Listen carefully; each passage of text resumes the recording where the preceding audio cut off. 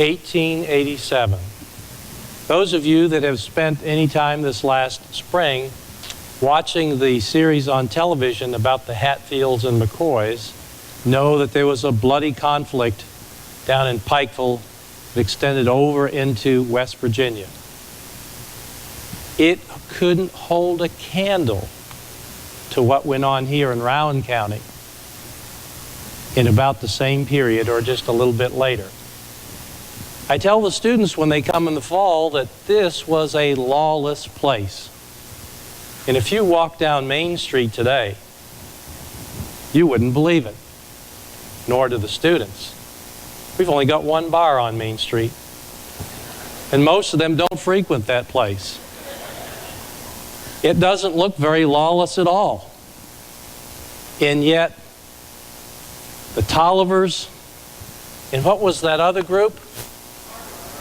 Yeah, the Martins and the Tollivers had a big feud, which in the context of history, more people died here in Rowan County, more people left the county, and it was a terrible mess.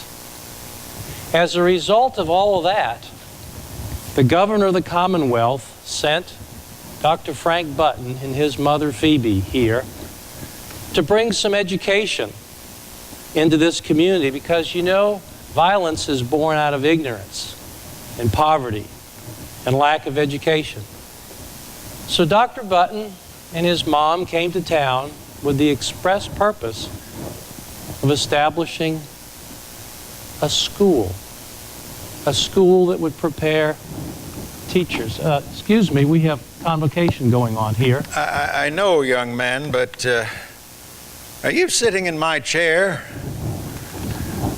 Well, this chair was brought to the university by Dr. Nelson Grody, the 11th president, and it was a gift from Frank Button's family. Who might you be? I'm Frank Button. Frank Button? Yes, this used to be my chair. Lord have mercy. Have a seat. Well, thank you. So nice to meet you, Dr. Button. Thank you very much. Please be seated.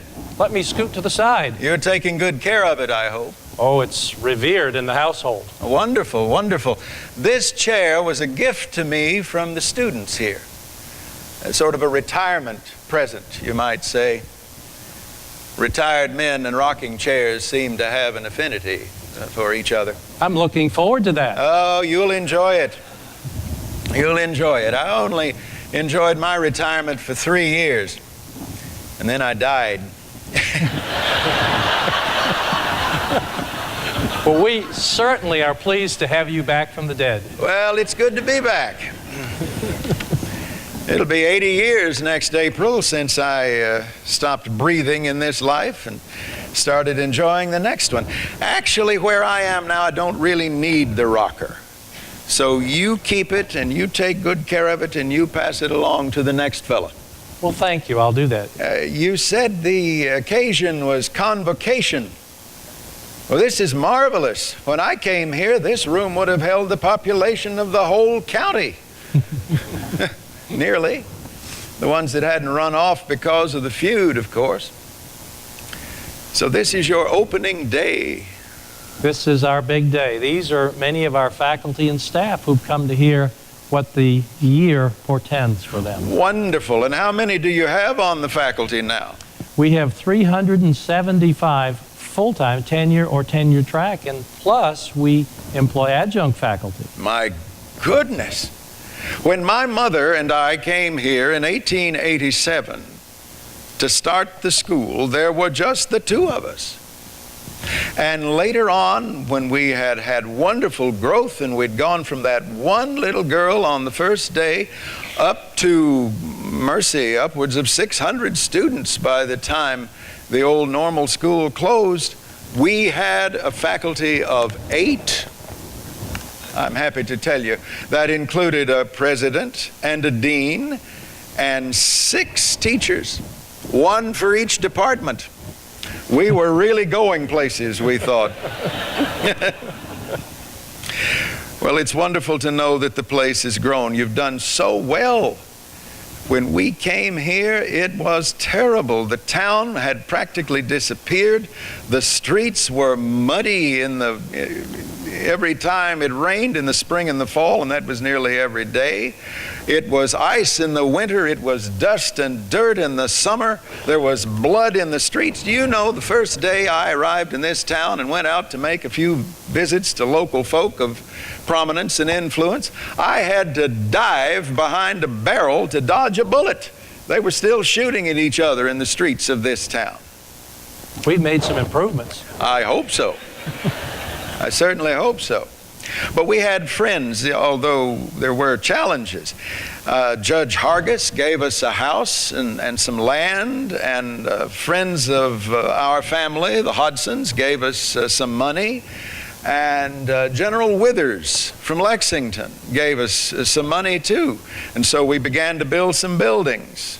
We named those first buildings after our friends who helped us out financially. I don't suppose you still do that, do you?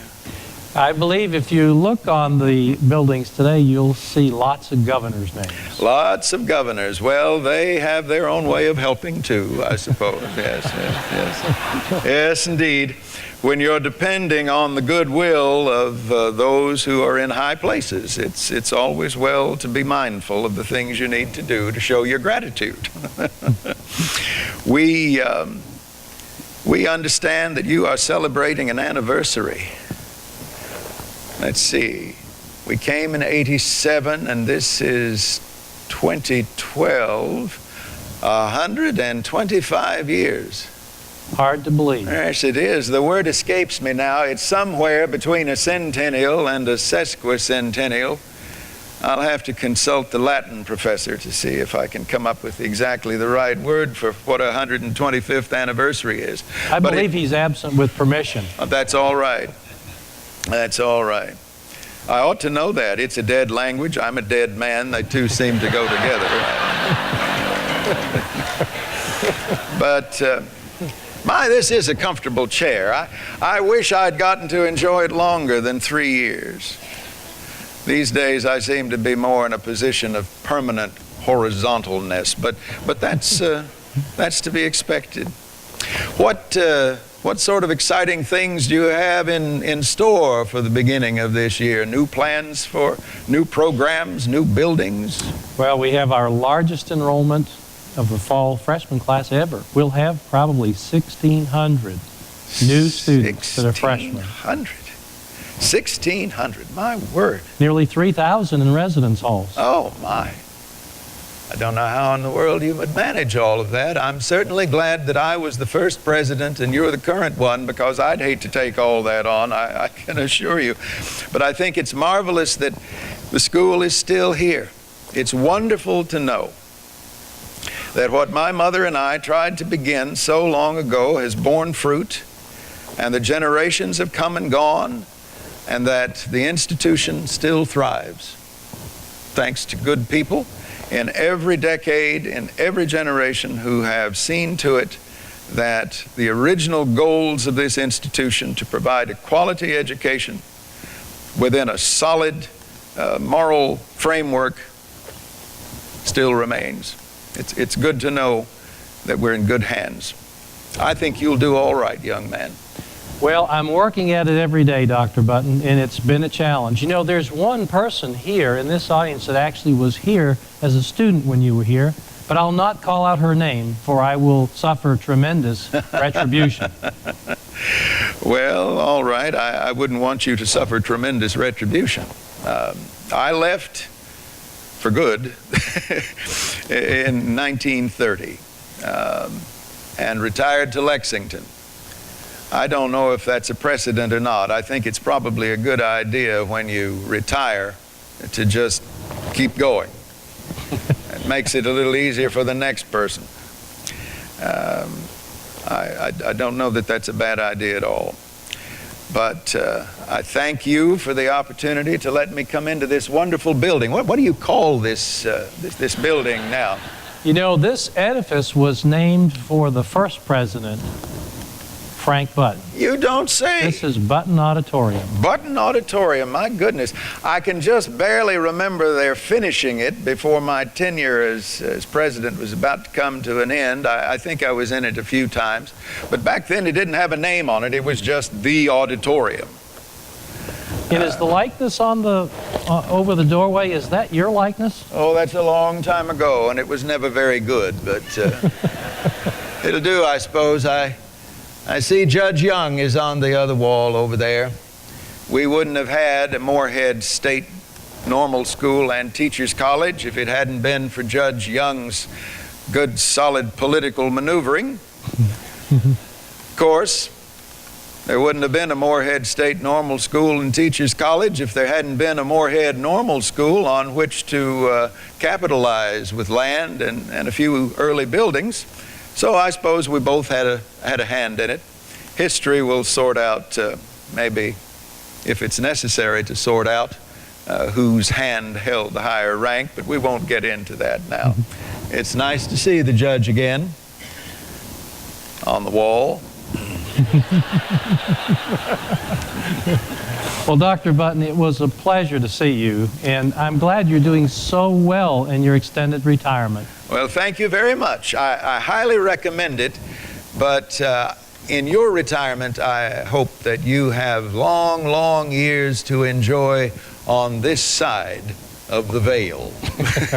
I'm looking forward to that as well. Thank you, young man. Thank you, Doctor.